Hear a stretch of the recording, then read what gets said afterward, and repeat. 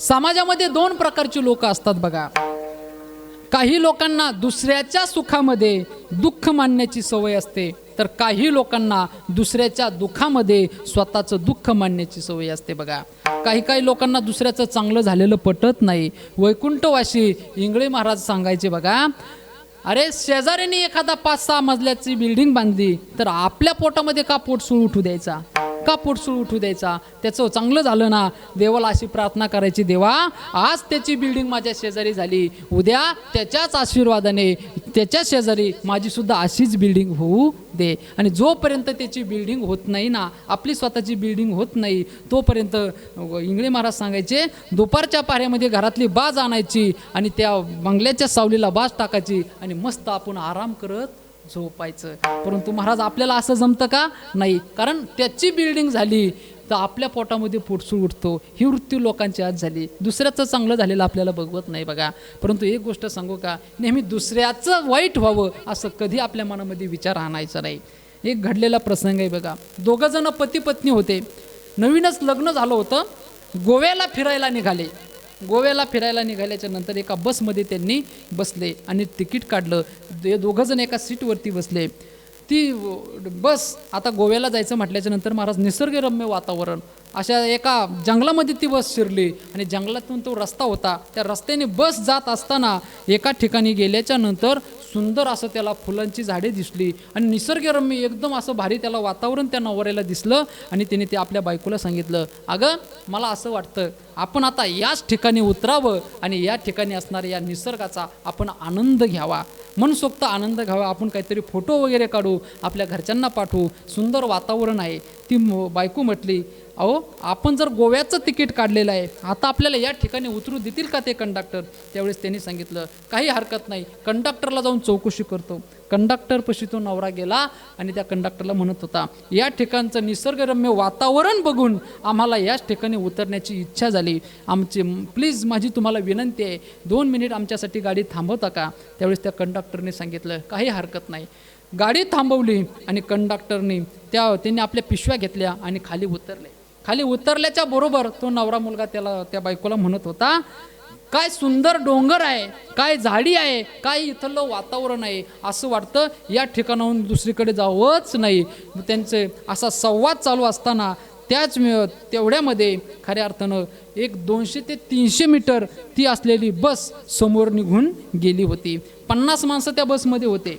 2 जण उतरले. आता किती राहिले होते? 48 माणसं घेऊन ती बस पुढच्या प्रवासाला निघाली होती बघा. 2 मिनिट यांच्याकरता बस थांबली आणि तिथून जशी पुढे निघाली, एक 200 ते 300 मीटर अंतरावरती गेल्याच्या नंतर डोंगरावरून एक भला मोठा दगड बसच्या आकाराचा एवढा खाली वरंगळत येत होता.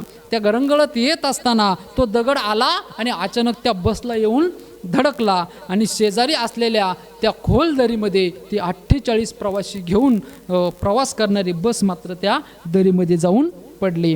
48 जणांचा मृत्यू झाला. जागच्या जागी सगळे मरण पावले महाराज. असं हे सगळा घडलेला प्रसंग हे 2 जण नवरा बायको मात्र आपल्या डोळ्यानं पाहत होते.